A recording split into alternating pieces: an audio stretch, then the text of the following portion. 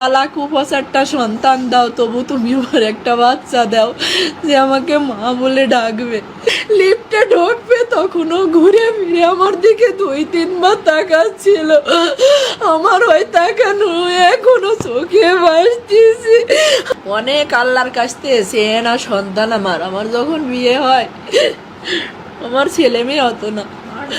8-10 বছর ধরে ছেলে মেয়ে হয়নি। অনেক কষ্ট করছি আমি, অনেক কথা শুনছি মানুষের। মানুষ যা খাতি আমাকে বলছে আমি তাই খাইছি, তারপরেও কোনো সময় আমার ছেলে মেয়ে হয়নি।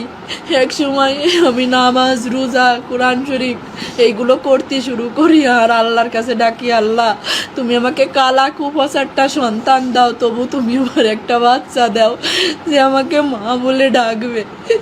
ডাক্তার কবিরাজ দেখাতে দেখাতে আমার সিনথিয়া হয় আমার বিয়ের 9 বছর পরে গিয়ে।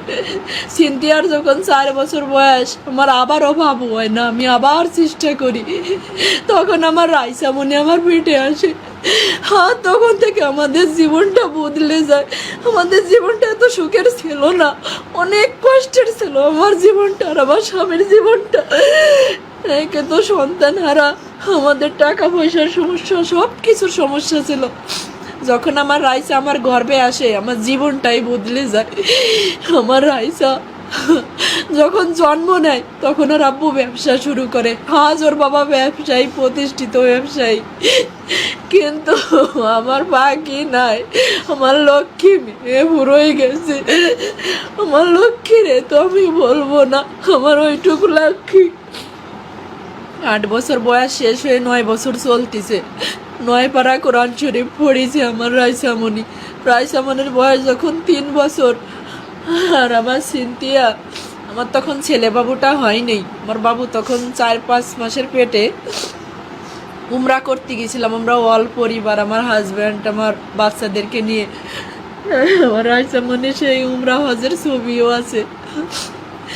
আমার রাইসামণিরে হজ করায় নিয়ে আসছি। আমি আল্লাহর উপরে বলছিলাম, যখন ওরে পাওয়া যায়নি আমি বলছিলাম, আল্লাহ আমার সন্তান খুঁত হয়ে থাকুক, তবু তুমি আমার কাছে জীবিত ফিরেই দাও।